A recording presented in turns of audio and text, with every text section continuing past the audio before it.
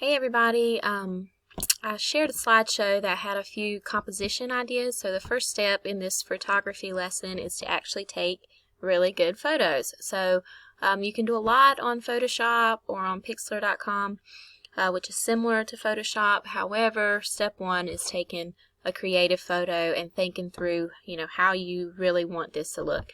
A lot of times people think that photography is just point and shoot and take a picture and hope it turns out good, but in reality, it's just like any other art project. You kind of need to have an idea in your mind of what you want the end result to look like. Alright, but once you have taken some pictures, you can get them to your laptop through a cord. So if you have a cord that connects your phone or camera to your laptop, you can use that. Or if you took your pictures with your phone, you can actually email them to yourself just using your Gmail account. This is what I've done right here. So you can actually just download them. You don't want to put them on your Google Drive. You want to actually download them to your files. The website we're going to be using is similar to Photoshop. It's free. It's Pixlr, pixlr.com/e.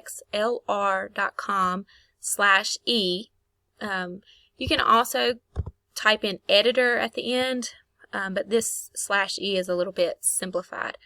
Alright, so once you get here, you're going to hit open image, and since you've downloaded it, it should be in your files. Hit open. And now my computer's been doing something kind of weird. It's been cropping it when I open it like this, so I would unclick here just so it doesn't do anything weird. Okay, so mine came in rotated.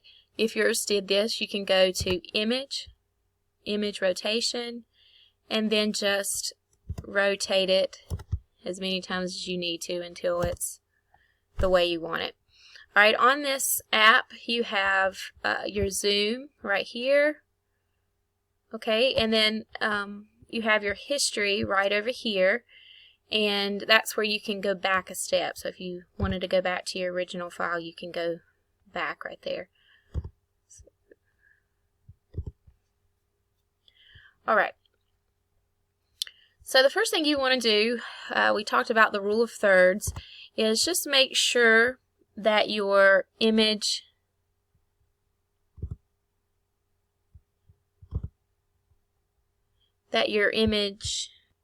make sure that your image kind of meets with the rule of third. You should have done this when you were taking the picture anyway, but when you're cropping it, maybe you decide you want to crop a little extra out. Maybe you don't want that back there.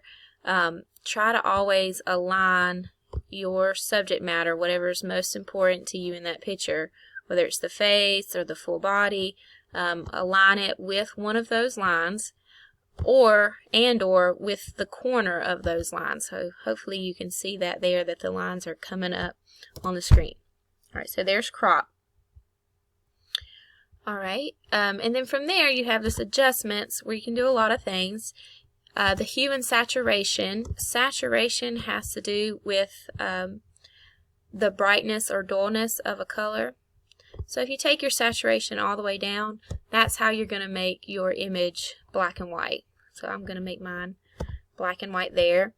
Anytime that you have a black and white image, what you're wanting to do as an artist most of the time is to have a higher contrast, meaning have some areas that are really light white and really dark black. Right now my picture really is mostly all gray, so what I'm going to do is go to adjustments and contrast, and I'm going to bring my contrast up until, you don't want to overdo it where you only have white and black, but just somewhere in a happy medium where you have some really nice highlights and some really dark shadows that'll make your image pop out more.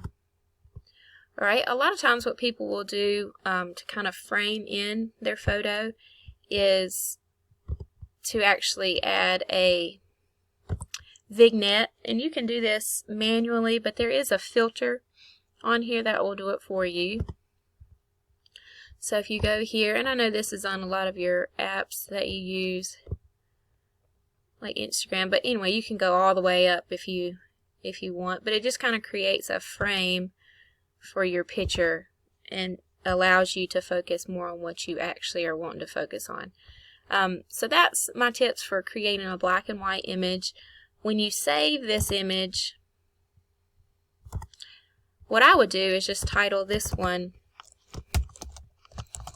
black and white, and whatever your subject is,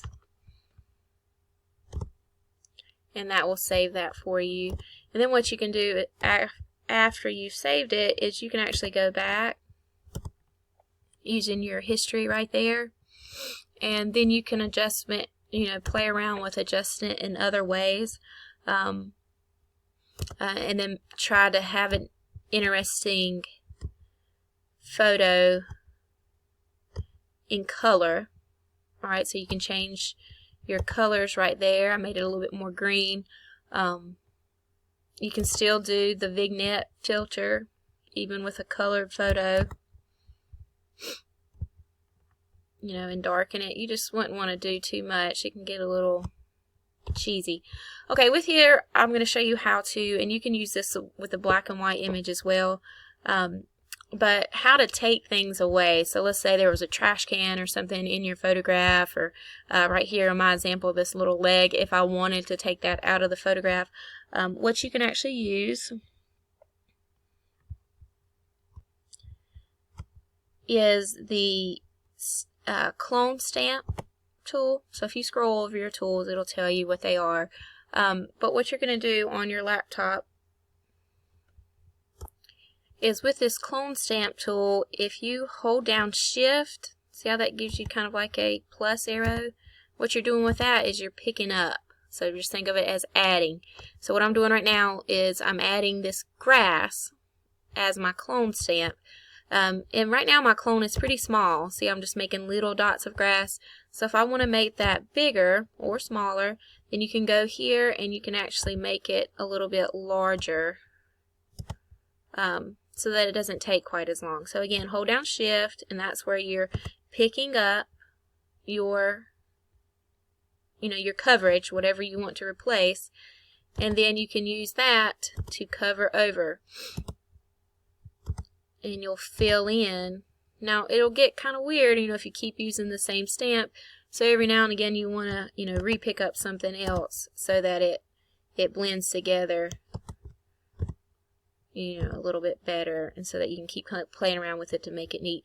So again, the zoom in is right here. So I suggest doing that if you're trying to cover up any areas, maybe make it smaller, any areas that are smaller,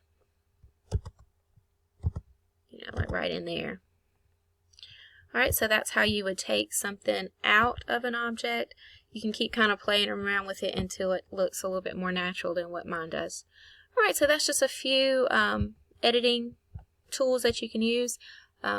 Remember, any pictures that you edit, or if you take really interesting pictures, try to edit them. Try to think about your contrast and your saturation, how bright or dull your colors are, and you can post those onto your ePortfolio, which is on your Google Slides.